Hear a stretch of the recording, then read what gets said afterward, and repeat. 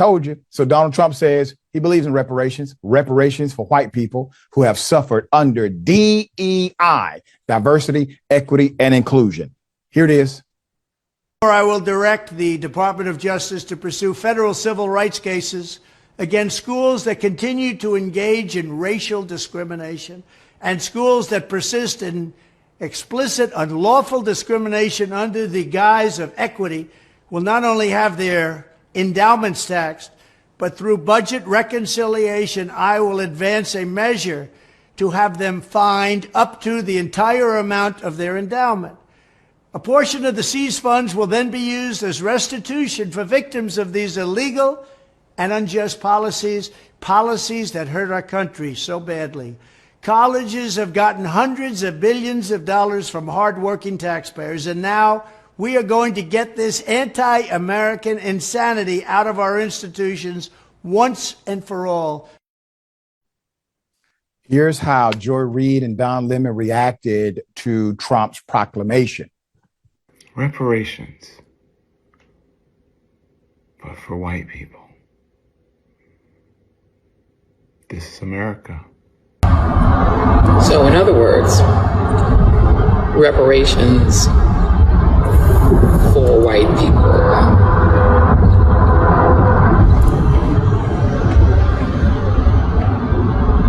Any comments on that, Trump likes?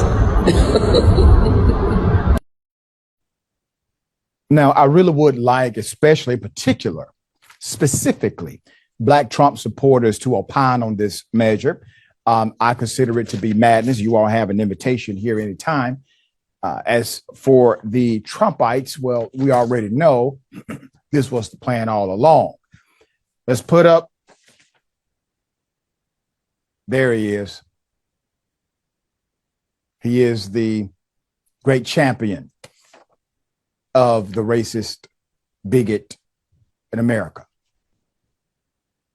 What used to be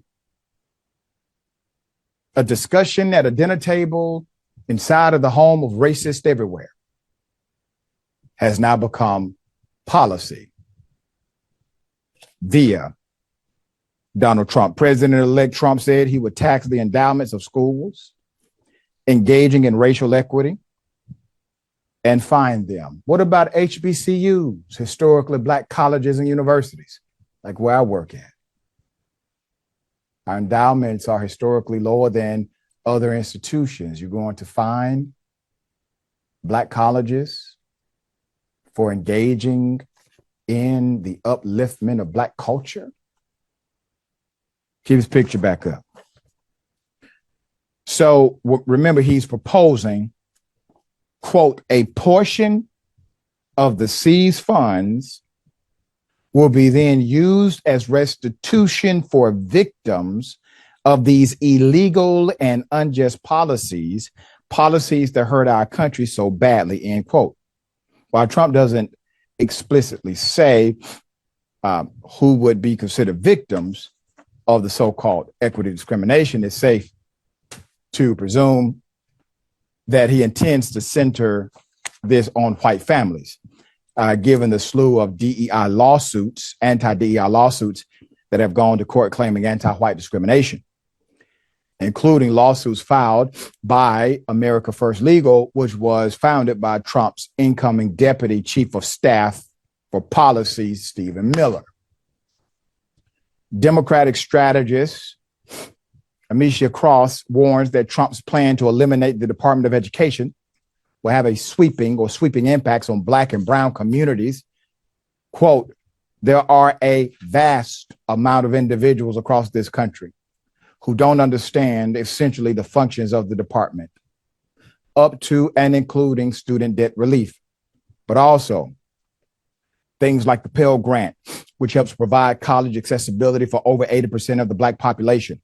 Cross told the Griot, quote, many of those students will go on to HBCUs and other institutions, and they would not stand a chance without being able to have some of the grant funding support that comes out of the Department of Education. One of the institutions I'm a professor at, roughly 90% of our students receive some form of federal financial aid because of the median income household they come from. This is fair. Money, lack thereof, or a zip code should not be the determining factor if you're able to achieve in higher education or not.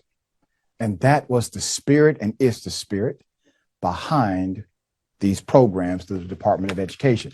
Now, can the Department of Education do better? Of course, every department in the federal government has room to do better. Cross explained that the Department of Education is also responsible for investigating claims of discrimination against students based on race, gender, disability, or religion. She noted that these include students who have been abused, students who are calling out because they have significant trauma from events that happen on campus, including incidents like the recent pro-Trump racist text sent to Black college students across this nation.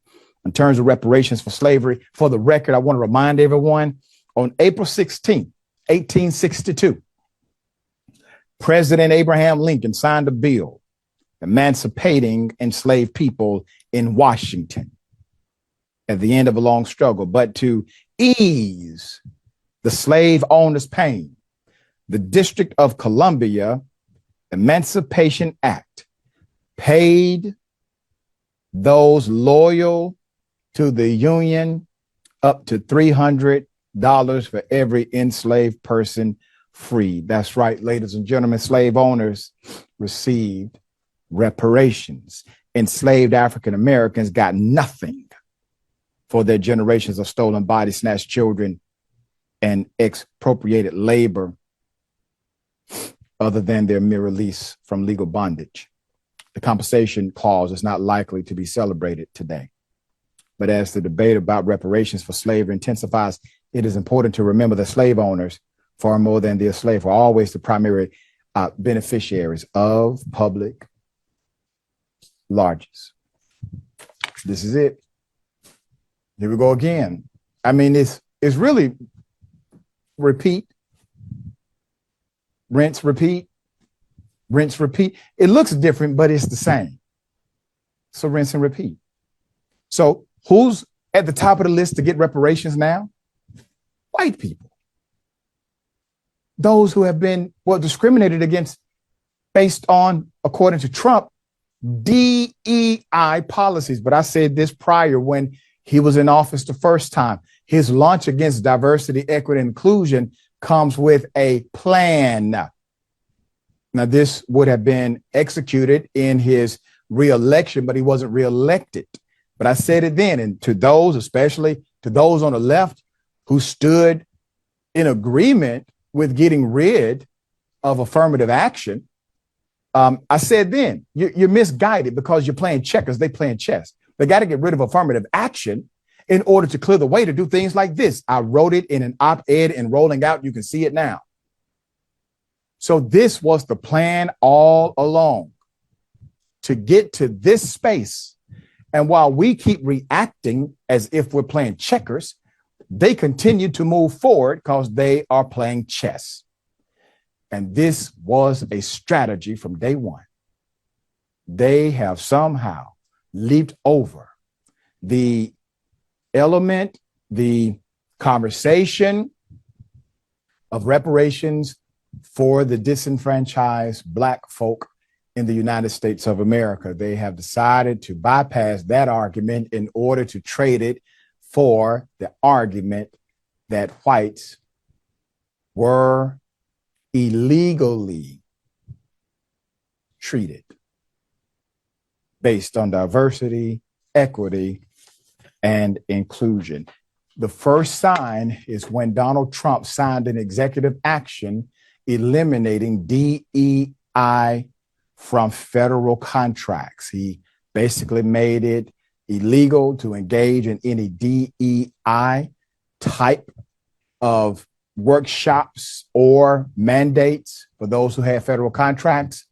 And then the movement continued. And now the person who's the architect for this madness is going to have a position with his administration, a chief position at that.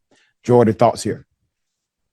I'd like for any conservative, and especially Trump or a member of his next administration, to explain not just DEI, but how people have suffered from DEI.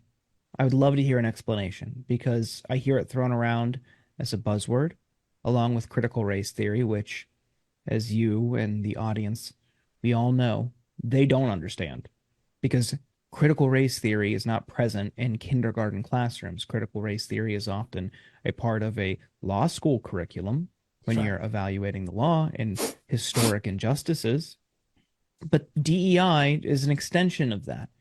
Ultimately, they are opposed to any sort of inclusivity or diversity measures, but no one suffers from efforts to create a more equitable and fair society.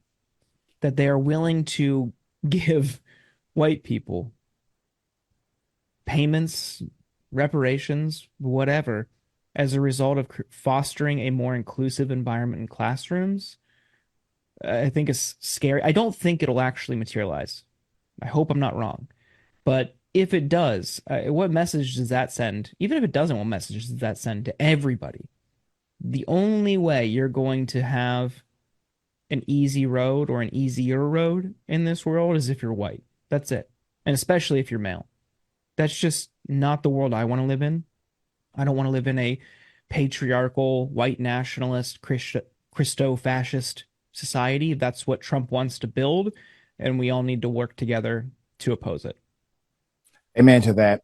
And understand the irony of the ideology. The irony is, while saying that, yes, reparations is a fair remedy, a fair governmental remedy, while saying that reparations is a fair governmental remedy when a particular demographic has been unfairly treated, they can agree to all of the elements, all of the raw material that would equate to a reparations agreement for those who were disenfranchised due to the legal enslavement of Black bodies.